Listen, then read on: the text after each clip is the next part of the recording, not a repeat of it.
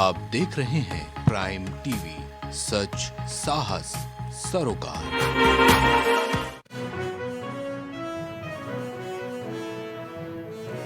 2 दिवसीय दौरे पर मुख्यमंत्री योगी आदित्यनाथ हैं। आपको बता दें कि 2 दिवसीय दौरे पर मुख्यमंत्री योगी आदित्यनाथ हैं। कांग्रेस की भारत जोड़ो न्याय यात्रा। आपको बता दें कि कांग्रेस की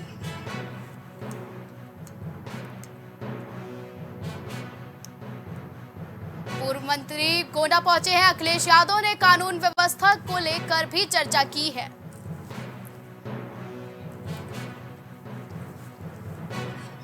प्रयागराज में भगवान राम की निकाली गई शोभा यात्रा। अभिनेता ने यात्रा का शुभारंभ किया। बलरामपुर पहुंचे अखिलेश यादव, गजरी विधायक को श्रद्धांजलि दी है।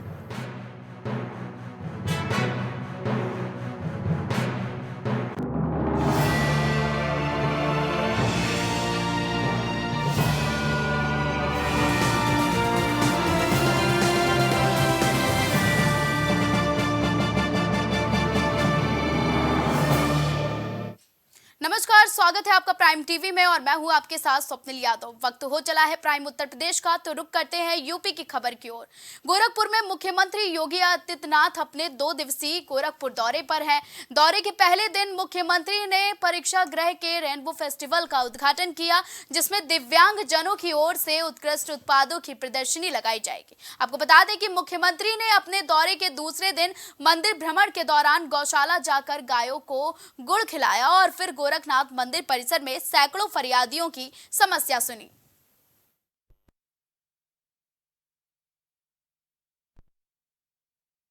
ज्यादा जानकारी के लिए हमारे साथ हमारे सहयोगी धनेश जुड़ चुके हैं। धनेश, आज का कार्यक्रम कितना बेहद खास रहा है गोरखपुर की जनता के लिए?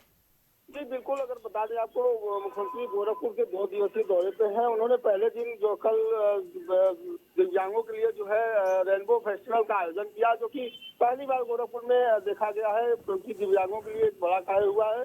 उनको उनके जो हाथों का निर्मित जो वो है उनकी प्रदर्शनी लगाई गई, जो सामान है। उसके बाद उसको 3 दिवसीय कार्यक्रम चलेगा। उसमें जो अच्छे प्रोडक्ट होंगे उनको सम्मानित भी किया जाएगा। और दूसरे दिन आज मुख्यमंत्री योगी आदित्यनाथ सुबह अपने गोरखनाथ मंदिर का भ्रमण किया, जनता दर्शन लगाया और फरियादियों की देखकर फरियाद सुनी। और उसके बाद जो है आज गोरखपुर के मदन मोहन मालवीय इंटर कॉलेज में नवनिर्वाचित जो छात्र होंगे उनको सर्टिफिकेट प्रमाण पत्र देने का कार्य करेंगे। वहीं फिर उसके बाद जो है कुछ परियोजनाओं का जो है शिलान्यास लोकार्पण करेंगे। उसके बाद कुशीनगर आगमन है, जो वहाँ पे एक कार्यक्रम में जो है निजी कार्यक्रम में वो शिरकत करेंगे। जी धनेश, अगर कुशीनगर में क्या क्या कार्यक्रम होंगे और कुशीनगर के लोगों के लिए, जनता के लिए क्या कुछ खास होने वाला है आज सीएम योगी का दौरा?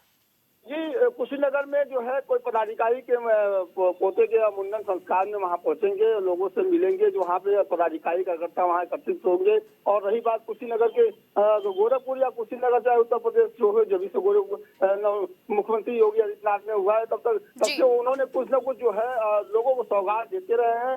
लगातार सौगात से भेंट अगर देखा जाए तो चुनावी माहौल इस समय, तो चुनावी माहौल में कोई भी कार्यकर्ता या कोई पदाधिकारी न छूट जाए, ये सारी चीजें मुख्यमंत्री योगी आदित्यनाथ उसको लेके चल रहे हैं। कहीं न कहीं देखा जाए तो अभी जीतने की कवायद पूरी तरह से पैठ है। जी, ज्यादा जानकारी हमारे दर्शकों तक पहुंचाने के लिए धनेश बहुत बहुत धन्यवाद।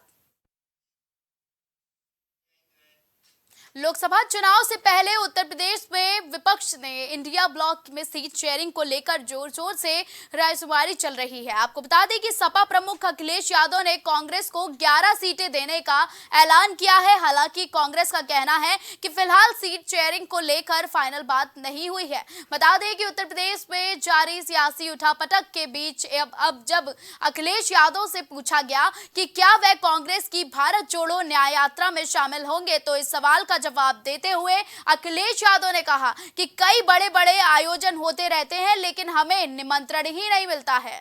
उन्होंने कहा कि मुश्किल तो यह है कि कई बड़े आयोजन होते हैं, लेकिन हम लोगों को निमंत्रण नहीं मिलता है, तो हम अपने आप क्या निमंत्रण मांगेंगे। मुश्किल तो यह है कि कई बड़े आयोजन होते हैं, बड़े कार्यक्रम होते हैं, हम लोगों को निमंत्रण ही नहीं मिलता, तो अपने आप क्या मांगे हम निमंत्रण। राम मंदिर में तो निमंत्रण मिला था आपको? अपने आप मांगने से मिला। जब आवाज उठाई हम लोगों ने कि बताओ हमारा घर गंगा जल से धोया, तब सुनने में आया कि उन्होंने कहा निमंत्रण दे दो, ठीक है इनको। बता दें कि कांग्रेस की भारत जोड़ो न्याय यात्रा जल्द ही यूपी पहुंचने को है। अब अखिलेश यादव ने इस पर प्रतिक्रिया भी दी है। लोकसभा 2024 का चुनाव बेहद नजदीक है, ऐसे में सियासी उठापटक देखने को मिल रही है। लगातार इंडिया गठबंधन के बीच असमंजस फैल गया है। आपको बता दें कि सियासी उठापटक के बीच अखिलेश यादव का जो प्रतिक्रिया आई है कांग्रेस की भारत जोड़ो न्याय यात्रा को लेकर, तो अखिलेश यादव का कहना है कि हालांकि कई बड़े बड़े आयोजन होते रहते हैं लेकिन हमें निमंत्रण नहीं मिलता, तो क्या आप निमंत्रण खुद से ही मांगे। तो ज्यादा जानकारी के लिए हमारे साथ हमारे सहयोगी राजेश हमसे जुड़ चुके हैं।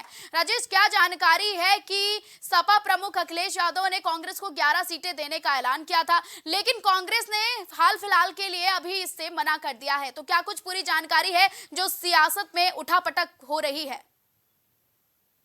जी स्वप्निल, अगर बात की जाए कांग्रेस की सीट शेयरिंग को लेकर तो बिल्कुल जाहिर सी बात है। अखिलेश यादव ने कह दिया था कि कांग्रेस को हम यूपी में 11 सीटें देंगे। दूसरी चीज आपको ये बता दें कि कांग्रेस की जो भारत जोड़ो न्याय यात्रा है राहुल गांधी की, वो यूपी में प्रवेश करने वाली है, जिसको लेकर तरह तरह की अटकलें भी लगाई जा रही।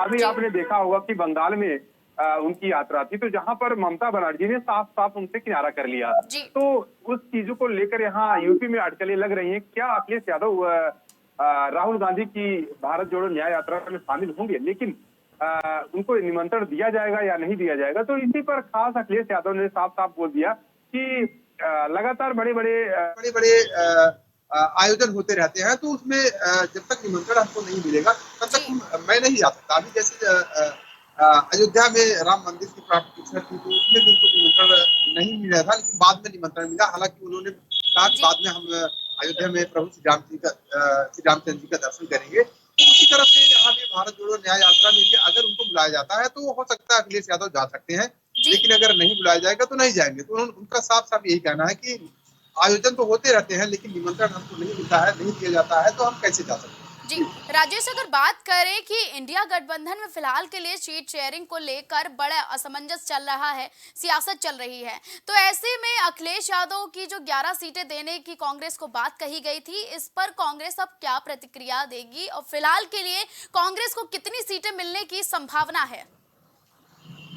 तो फिर अगर बात की जाए सीट शेयरिंग को लेकर तो बिल्कुल जाहिर सी बात है, अखिलेश यादव ने 11 सीटों को लेकर कांग्रेस को बोला था कि 11 सीटें कांग्रेस को यूपी में दी जाएगी, लेकिन कांग्रेस ने साफ साफ कह दिया है कि अभी सीट शेयरिंग को लेकर बातें चल रही हैं, अभी सीटें फाइनल नहीं हुई हैं और हमारी बातें चल रही हैं और सकारात्मक बातें चल रही हैं जो हमारे इंडिया गठबंधन के पार्टीज हैं। तो जाहिर सी बात है, इससे साफ साफ पता चलता है कि अभी सीट शेयरिंग के लेकर बातें फाइनल नहीं हुई हैं, लेकिन अखिलेश यादव ने अपनी तरफ से बातें फाइनल कर दी थी कि 11 सीटें कांग्रेस को यूपी में दी जाएगी। जी राजेश, अगर बात की जाए भारत जोड़ो न्याय यात्रा कांग्रेस की अब यूपी में प्रवेश करने को है, तो ऐसे में भारत जोड़ो न्याय यात्रा जब यूपी में प्रवेश करेगी तो क्या कुछ व्यवस्थाएं की गई हैं, सुरक्षा को लेकर क्या इंतजाम किए गए हैं?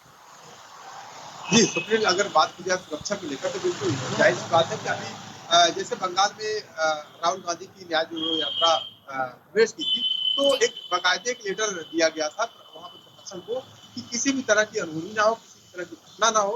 तो उसी तरह से यहाँ भी मुझे लगता है कि उत्तर प्रदेश में भी कांग्रेस जो यहाँ पे कमेटी है, यहाँ पे पदाधिकारी है, तो जाहिर सी बात है यहाँ यूपी गवर्नमेंट को भी वो लेटर दे सकते हैं कि किसी भी तरह की यहाँ पे अनहोनी ना हो, किसी भी तरह की कोई दिक्कत ना हो। और दूसरी चीज है कि उनकी यात्रा जो है सुचारू रूप से यहाँ पे चलती है। जी, ज्यादा जानकारी हमारे दर्शकों तक पहुंचाने के लिए राजेश बहुत बहुत धन्यवाद।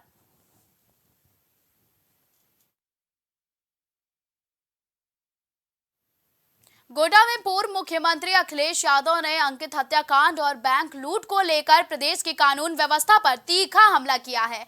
पूर्व सीएम अखिलेश यादव ने कहा कि पुलिस सो रही है और बदमाश बैंक लूट रहे हैं। अंकित तिवारी हत्याकांड में आरोपी डॉक्टर की गिरफ्तारी न होने पर भी पूर्व मुख्यमंत्री ने सवाल खड़े किए हैं। अखिलेश यादव समाजवादी पार्टी के जिलाध्यक्ष अरशद हुसैन की बेटी की शादी में शिरकत करने गोंडा पहुंचे हैं। आपको बता दें कि पूर्व मुख्यमंत्री ने प्रदेश सरकार की कानून व्यवस्था, भ्रष्टाचार और जीरो टॉलरेंस पॉलिसी पर भी जमकर प्रहार किया है। कई ऐसे राजनीति में मौके आए जहां पर गोंडा ने समाजवादियों को ऐतिहासिक जीत दिलाई। ये अलग बात है, पिछले चुनाव 22 का चुनाव अलग परिस्थितियों में हुआ। जो परिणाम समाजवादी पार्टी चाहती थी उस तरह परिणाम नहीं मिले। 2019 में भी जो समाजवादी पार्टी का समीकरण और परिणाम की उम्मीद थी, प्रदेश की सरकार जो पिछले बार 5 साल मिले और फिर लगातार सरकार चल रही है, वहाँ भी जो देश के प्रधानमंत्री वो 10 साल से हैं, जो यहाँ के मुख्यमंत्री हैं वो भी 6-7 साल हो गए उनके, और ये तीसरा बजट पेश होने वाला है। जो लोग जीरो टॉलरेंस का नारा देते हैं, जो लोग कहते हैं कि कानून व्यवस्था पर जीरो टॉलरेंस पॉलिसी है, और गोंडा के लोगों से क्या पूछना, बताओ, हंसिए से बैंक लूट ली, ये जीरो टॉलरेंस है। लगता है इनकी सरकार में कानून व्यवस्था जीरो हो गई, इनकी जीरो टॉलरेंस की पॉलिसी जीरो हो गई। गोंडा में पूर्व मुख्यमंत्री अखिलेश यादव ने अंकित हत्याकांड और बैंक की लूट को लेकर प्रदेश की कानून व्यवस्था पर तीखा हमला किया है। पूर्व सीएम अखिलेश यादव ने कहा कि पुलिस सो रही है और बदमाश बैंक लूट रहे हैं। अंकित तिवारी हत्याकांड में आरोपी डॉक्टर की गिरफ्तारी न होने पर भी पूर्व मुख्यमंत्री ने सवाल खड़े किए हैं। अखिलेश यादव समाजवादी पार्टी के जिला अध्यक्ष अरशद हुसैन की बेटी की शादी में शिरकत करने गोंडा पहुंचे थे। पूर्व मुख्यमंत्री ने प्रदेश सरकार की कानून व्यवस्था, भ्रष्टाचार और जीरो टॉलरेंस पॉलिसी पर भी जमकर प्रहार किया है। लगातार मुख्यमंत्री अखिलेश यादव 2024 लोकसभा के चुनाव की तैयारियां भी कर रहे हैं। ऐसे में कई मुद्दे सामने आ रहे हैं। आपको बता दें कि गोंडा से भी कुछ ऐसे ही मुद्दा सामने आया है। आपको बता दें कि गोंडा में जो पुलिस प्रशासन और कानून व्यवस्था को लेकर अखिलेश यादव ने सवाल खड़े किए हैं। आपको बता दें कि कानून व्यवस्था पर उंगलियां उठ रही हैं। लगातार गोंडा में पूर्व मुख्यमंत्री अखिलेश यादव ने अंकित हत्याकांड और बैंक लूट को लेकर प्रदेश की कानून व्यवस्था पर तीखा हमला किया है। आपको बता दें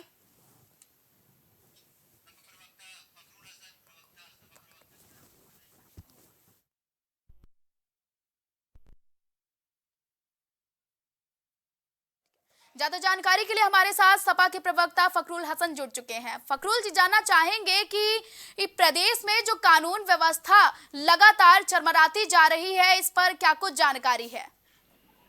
देखिए, उत्तर प्रदेश की कानून व्यवस्था उस पे किसी से भी छुपा हुआ नहीं है कि उसके हाल क्या है।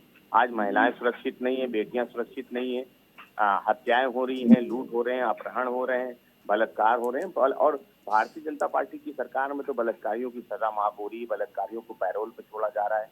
आप जो यौन शोषण के आरोपी हैं या महिलाओं के प्रति जो अपराध हो रहे हैं, उसमें भारतीय जनता पार्टी के कार्यकर्ता का इन्वॉल्व है, तो उनका संरक्षण हो रहा है। तो उत्तर प्रदेश की कानून व्यवस्था, जेल में हत्याएं हो रही हैं, सड़क पे हत्याएं हो रही हैं, स्कूल सड़क पे हत्याएं हो रही, तो उत्तर प्रदेश की कानून व्यवस्था पर लगातार सवाल उठते रहे हैं और लगातार उठ रहे हैं। इस पे भारतीय जनता पार्टी जब तक इस बात को स्वीकार नहीं करेगी कि उत्तर प्रदेश की कानून व्यवस्था वो पटरी पे नहीं है, उसको बेहतर बनाने के लिए प्रयास नहीं करेगी, तब तक उत्तर प्रदेश की कानून व्यवस्था वो बेहतर नहीं हो सकती। जी फखरुल जी, ये भी जानना चाहेंगे कि अंकित हत्याकांड और बैंक लूट को लेकर भी पूर्व मुख्यमंत्री अखिलेश यादव ने सवाल उठाए हैं, तो क्या कुछ जानकारी है कि अब तक प्रशासन सख्त क्यों नहीं नजर आ रहा है?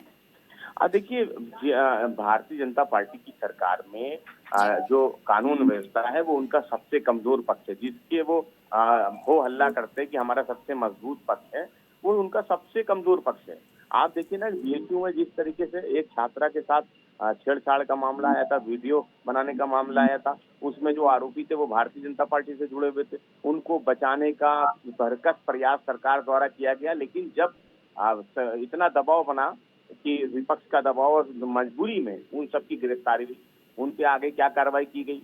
तो भारतीय जनता पार्टी जब अपराधियों का संरक्षण करेगी तो उत्तर प्रदेश अपराध मुक्त कैसे होगा, कानून व्यवस्था कैसे बेहतर होगी। तो ये तो भारतीय जनता पार्टी की कानून व्यवस्था वो बद से बदतर है, और जब तक इस बात को भाजपा स्वीकार नहीं करेगी कि उत्तर प्रदेश की कानून व्यवस्था वो बेहतर नहीं है, उसमें सुधार की गुंजाइश है, तब तक बेहतर नहीं हो सकती। जी फखरुल जी, अगर बात की जाए लोकसभा 2024 की, तो क्या कुछ तैयारियां चल रही है समाजवादी पार्टी में? देखिए, समाजवादी पार्टी अपने संगठन की बूथ कमेटियों की प्रभारियों की लगातार बैठकें कर रही है, लगातार समीक्षा बैठकें हो रही हैं। समाजवादी पार्टी ने अपने 16 प्रत्याशियों की सूची जारी कर दी है। हम भारतीय जनता पार्टी से मुकाबले के लिए तैयार हैं। हम उनके झूठ का मुकाबला करने के लिए तैयार हैं। हम उनके जो झूठे वादे थे उनका मुकाबला करने के लिए तैयार हैं। आने वाले समय में भी जो झूठ बोलेंगे, झूठे मुहावरे करेंगे, झूठे वादे करेंगे, उन सब से मुकाबले के लिए समाजवादी पार्टी के कार्यकर्ता वो मजबूती से तैयार हैं। हम बूथ पे तैयार हैं, हम सड़क पे तैयार हैं, हम विधानसभा में तैयार हैं। जी, ज्यादा जानकारी के लिए हमारे साथ जुड़ने के लिए फखरुल जी बहुत बहुत धन्यवाद।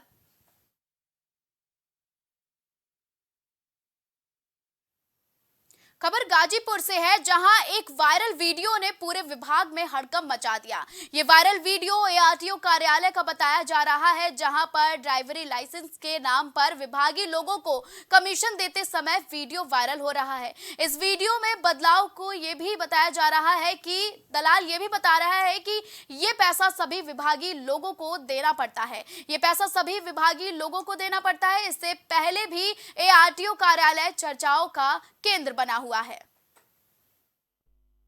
अगर ऐसी कोई कार्यवाही हो रही है हमारे वहाँ, अगर ऐसा कोई कार्य किया जा रहा है तो हम इसके खिलाफ निश्चित रूप से कार्रवाई करेंगे। अभी हम जांच करवा रहे हैं, अगर ऐसा कुछ होता है तो निश्चित रूप से कार्रवाई। देखा जाए तो दलालों की जो संख्या है अभी आरटीओ कार्यालय में लगातार आए दिन बढ़ती नजर आ रही है जी, इसको लेकर क्या कहेंगे? वैसे तो मैं जब से मैं आई हूँ तब से ये कोशिश कर रही हूँ कि ये जो दलाल वाली संस्कृति है इसको पूरी तरीके से खत्म की जाए, और मैं इस पे नजर भी रखती हूँ। लेकिन अगर अभी भी कुछ ऐसी बात है तो वो भी मैं आप लोगों को आश्वस्त करती हूँ कि जल्दी ही खत्म हो जाएगी। मैम, इससे पहले एक बार विगत अधिकारियों ने छापा भी मारा था, उसमें दलालों की रिलेटेड उस पर क्या करेंगे? उन लोगों ने कार्रवाई की थी और वो लोग आए थे, उन लोग को ज्यादा कुछ मिला नहीं था। और चूंकि मैं खुद कोशिश कर रही हूँ कि ये सब चीजें खत्म हो और खत्म हो भी रही है, तो अगर अभी कुछ रह गया है तो वो मैं खत्म करूँ। आम आदमी से हजारों की वसूली लगातार एआरटीओ की ओर से चलती जा रही है। आपको बता दें कि विभागीय लोगों को पैसा देना पड़ता है, दलालों का ये भी कहना है। आपको बता दें कि आम आदमी से हजारों रुपए की एआरटीओ लगातार वसूली करते हैं। ज्यादा जानकारी के लिए हमारे साथ गाजीपुर से प्रदीप दुबे जुड़ चुके हैं। प्रदीप, जानना चाहेंगे कि आम आदमी से एआरटीओ की तरफ से जो ये वसूली की जा रही है, इसका वीडियो वायरल हो रहा है, तो क्या कुछ पूरी जानकारी है? जैसे मैं आपको बता दूं, गाजीपुर जनपद का आरटीओ विभाग लगातार चर्चाओं में रहता है। यह ताजा मामला जो आपको सोशल मीडिया पे वायरल होता हुआ जो दिखाई दे रहा है, जिसपे आरटीओ सौम्या पांडे ने बयान दिया है कि जांच कर कार्रवाई की जाएगी। मगर एआरटीओ का दफ्तर हमेशा दलालों का अड्डा बना रहता है। यहाँ दलाली चरम पे होती है। यहाँ डीएल बनाने के नाम पे कई हजारों की वसूली की जाती है, और वसूलियों के बाद जो है एआरटीओ सौम्या पांडे जो है कार्रवाई का निर्देश देती है, मगर धरातल पे कोई कार्रवाई नहीं होती है। अब अभी कुछ दिन पहले एआरटीओ आरआई संतोष कुमार पटेल द्वारा जो है एक व्यक्ति से 2500 रुपए का डिमांड किया गया था, जो मामला डीएम कार्यालय पहुंचा और पत्रक भी दिया गया, मगर वो अभी कार्रवाई अभी तक धरातल पे नहीं दिखाई दे रही है। और यह ताजा मामला जो सामने आया है, यह दूसरा मामला एक हफ्ते के अंदर, और लगातार ऐसे तमाम मामले जो है आरटीओ दफ्तर के शिकार हुए हैं।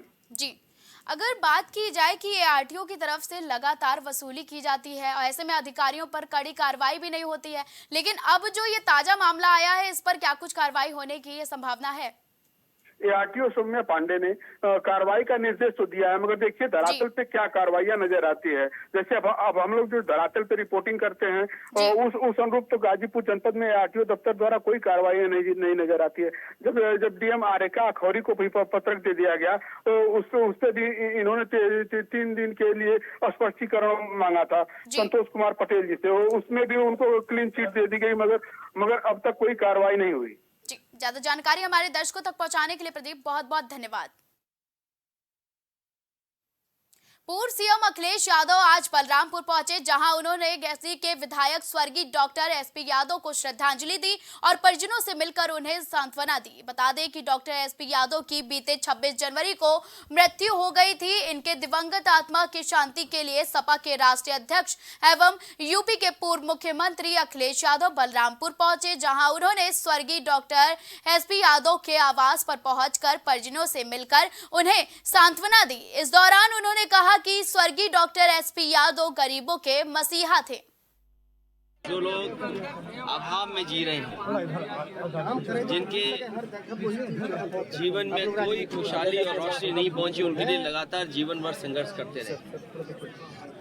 एसपी यादव जी जहां लोकप्रिय थे, समाज के सबसे गरीब लोग हैं उनकी लड़ाई लड़ते रहे। समाजवादी पार्टी के वो संस्थापक नेता रहे। यहाँ की जनता ने कई बार उनको चुनकर के विधानसभा में पहुंचाया। जहाँ एसपी यादव दुख दर्द परेशानी में हमेशा खड़े रहते थे, वहीं तराई के इस क्षेत्र में और आसपास के क्षेत्र में बहुत ही लोकप्रिय नेता रहे। हम लोगों ने उन्हें खोया है। हमारी पार्टी की और इनके परिवार की बहुत क्षति हुई है।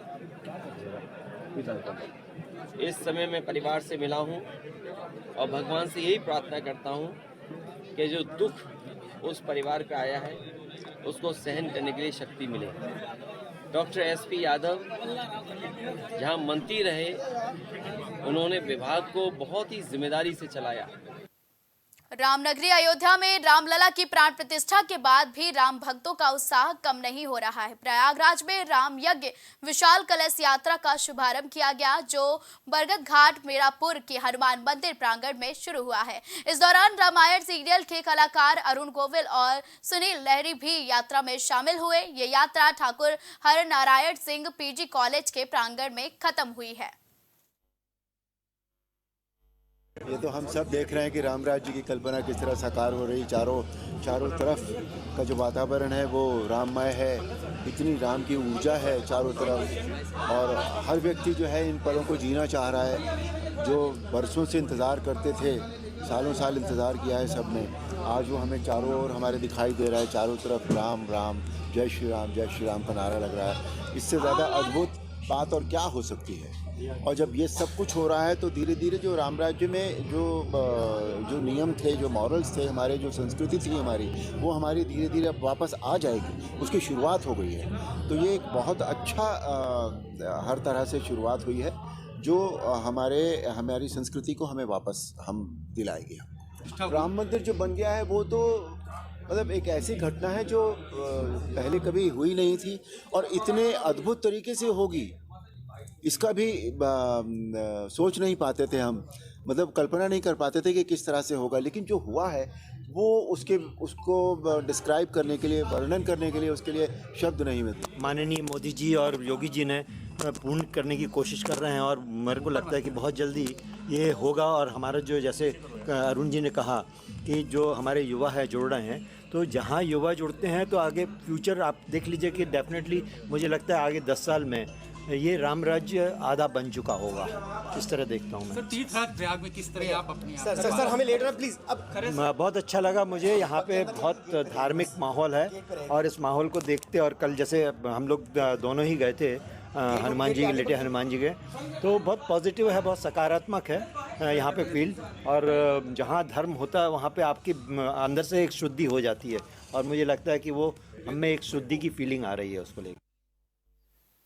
अलीगढ़ में अपने बयानों को लेकर हमेशा सुर्खियों में रहने वाली मुस्लिम भाजपा नेत्री रूबी आसिफ खान ने एक बार फिर ज्ञानवापी मस्जिद को लेकर बड़ा बयान दिया है। ज्ञानवापी मस्जिद को लेकर रूबी आसिफ खान ने उस जगह को मंदिर की जगह बताया है जहां रूबी आसिफ खान नवरात्रि में व्रत रखती हैं। रूबी आसिफ खान ने घर में मंदिर भी है। आपको बता दें कि हमेशा अपने बयानों को लेकर रूबी आसिफ खान चर्चा में रहती हैं। यही कारण है कि रूबी आसिफ खान को कई बार जान से मारने की धमकी का पत्र भी मिला है। बहुत अच्छी बात है, जो कोर्ट का फैसला आया है उसको मान लेना चाहिए, और फैसला जो भी आया है वो अच्छा आया है, ठीक। क्योंकि वो पहले जो ज्ञानवापी मस्जिद है वो वहाँ मंदिर की जगह थी।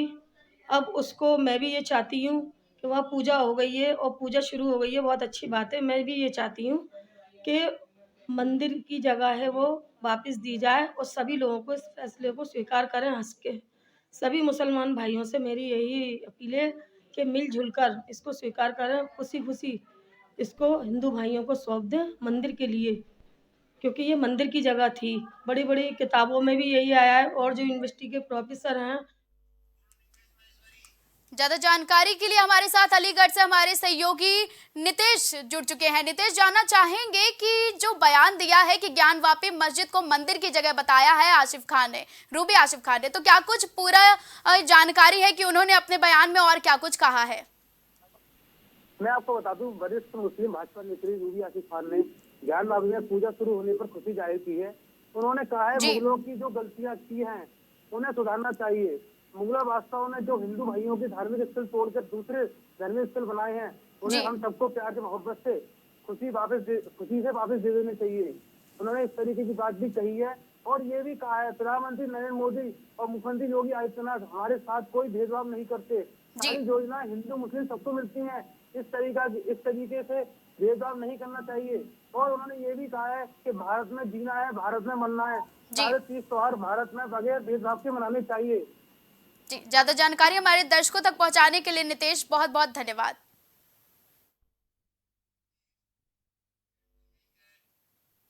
बिजनौर में 9 साल का बच्चा लापता हो गया है। इस मामले में पुलिस ने मिसिंग रिपोर्ट दर्ज कर ली है और 6 घंटों में पुलिस ने केस का खुलासा किया। बताया जा रहा है कि पड़ोस के लड़कों ने ही बच्चे का अपहरण किया था। खंडहर में पुलिस ने बच्चे को सकुशल बरामद कर लिया है। ये पूरा मामला शेरकोट थाना क्षेत्र का बताया जा रहा है।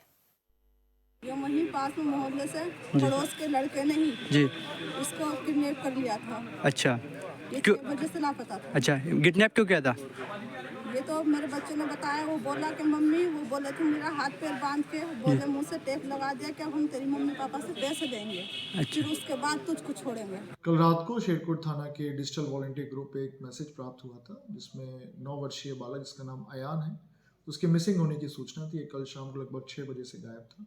पुलिस तत्काल मौके पर पहुंची और सर्च ऑपरेशन शुरू किया। एसआई धीरज सिंह ने गांव वालों की मदद से इस बच्चे को एक खंडहरनुमा मकान से बरामद किया। बच्चे के मुंह पे टेप लगा हुआ तो उसके हाथ पैर बंधे हुए थे। बच्चे को सकुशल बरामद किया। उसे जब पूछताछ की तो बच्चे ने बताया उसके मोहल्ले के 2 लड़के जिनके नाम सुहेल और अब्दुल्ला हैं उसको रात को पकड़ के ले गए थे। उसको कमरे में बंद कर रखा था और उसके घर वालों से वो फिरौती मांगने की प्लानिंग कर रहे थे।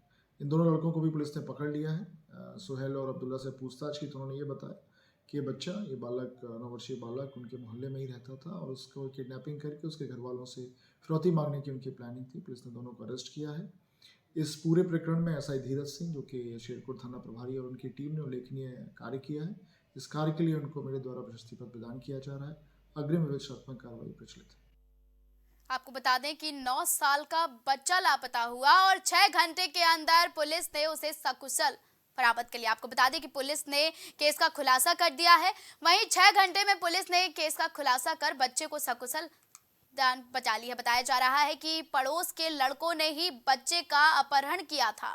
खंडहर से पुलिस ने बच्चे को सकुशल बरामद कर लिया है। आपको बता दें कि खंडहर से पुलिस ने बच्चे को सकुशल बरामद कर लिया है। ये पूरा मामला शेरकोट थाना क्षेत्र का बताया जा रहा है। खबर बांदा से है, जहां सरकार की जीरो टॉलरेंस नीति के तहत 2 गैंगस्टर माफियाओं की 90 लाख की संपत्ति कुर्क कर दी गई है। बताया जा रहा है कि एसडीएम रावेंद्र सिंह, सीओ गोविंद पाल और गौतम एसडीओ पंकज सिंह और भारी पुलिस बल की मौजूदगी में ढोल बजाकर की संपत्ति को कुर्क किया गया है। साथ ही शिव नरेश उर्फ राजा द्विवेदी के ऊपर हत्या का प्रयास और मारपीट समेत गंभीर धाराओं के 4 मुकदमे दर्ज हैं। उधर सौरभ गुप्ता के ऊपर हत्या, गैंगस्टर एक्ट, अवैध मादक पदार्थों की तस्करी के 6 मुकदमे अरतरा कोतवाली में दर्ज किए गए हैं। आपको बता दें कि 90 लाख की गैंगस्टर माफियाओं की जो संपत्ति थी उसे कुर्क किया गया है और 90 लाख की संपत्ति को कुर्क करने के बाद गंभीर धाराओं में मुकदमे भी दर्ज किए गए हैं।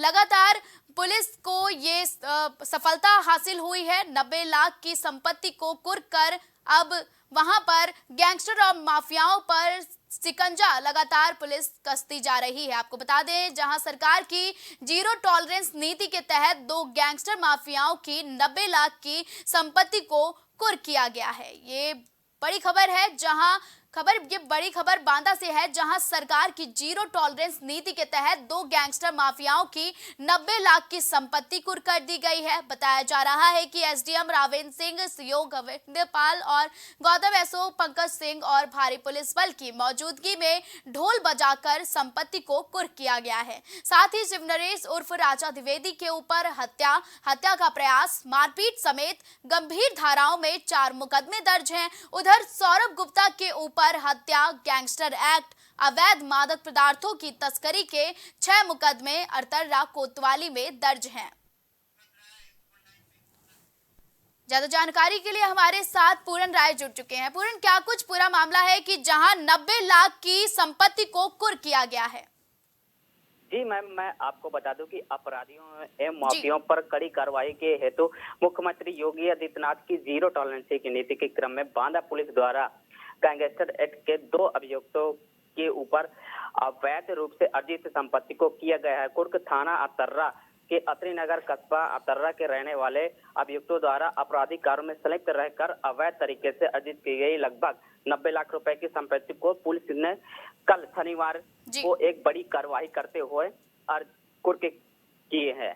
जी, ज्यादा जानकारी हमारे दर्शकों तक पहुंचाने के लिए पूरा बहुत बहुत धन्यवाद। खबर अलीगढ़ से है, जहां हिंदू मुस्लिम गंगा जमुना तहजीब के लिए लगाई जाने वाली नुमाइश इन दिनों सुर्खियों में है। बताया जा रहा है कि नुमाइश का उद्घाटन 1 फरवरी 2024 को किया गया, जो कि 28 दिन तक चलेगा। वहीं नुमाइश को लेकर बताया जा रहा है कि अंग्रेजों के बाद जब नवाबी सल्तनत लगी तो इस दौरान लोग मनोरंजन करने के लिए दूर दराज गाँव व शहर जाया करते थे। अलीगढ़ में मनोरंजन के साधन न होने के कारण नवाब सल्तनत के द्वारा अलीगढ़ में नुमाइश लगवाने का ऐलान किया गया, जिसमें मुफ्त में लोगों को मनोरंजन के साधन लाया करते थे और अलीगढ़ की आवाम का मनोरंजन किया करते थे और धीरे धीरे यह नुमाइश ऐतिहासिक बनती चली गई है। ये अलीगढ़ की जो नुमाइश है, इसका इतिहास बहुत पुराना है। 150 साल इतिहास को समेटे हुए है ये अलीगढ़ की नुमाइश। और नवाब साहब ने इस जगह को दिया था जब अंग्रेजों का शासनकाल था, क्योंकि उस समय इस तरह की वो नहीं था कि आज हम मोबाइल के ज़रिए से, टेलीविज़न के ज़रिए से और तरीक़ों से मनोरंजन कर सकें। तो नवाबों ने सोचा कि हमारे शहर के जो लोग हैं वो मनोरंजन का कोई साधन नहीं है, ये किस तरह से अपने आप को खुश रख सकें, किस तरीके से, ऐसा कौन सा कार्य प्रणाली अपनाई जाए, कौन सी पद्धति ऐसी हो जिससे हमारे लोग भी मनोरंजन और इन्जॉयमेंट कर सकें। तो उन्होंने इनकी बहुत बड़े आदमी थे नवाब साहब, उन्होंने पूरी अपनी जो जगह थी, आप देखते हैं जहाँ नुमाइश ग्राउंड है अलीगढ़ में, वो पूरी जगह सरकार के लिए दान कर दी कि यहाँ केवल अलीगढ़ के लोगों के लिए मनोरंजन का साधन बनाएंगे आप, और यहाँ एक ऐसी नुमाइश लगाएंगे जिसपे गंगा जमनी तहजीब का मरकज़ बन जाए और हिंदू और मुसलमान दोनों साथ साथ यहाँ पर एक मेला ठेला और हर चीज़ों का मतलब आनंद लें, और नुमाइश, झूले और काले जादू, सर्कस, इस तरह के कार्यक्रमों से पहले लोग मनोरंजन किया करते। यूपी की खबरों में फिलहाल के लिए बस इतना ही। देश और दुनिया की तमाम बड़ी और अहम खबरों के लिए आप देखते रहें प्राइम टीवी।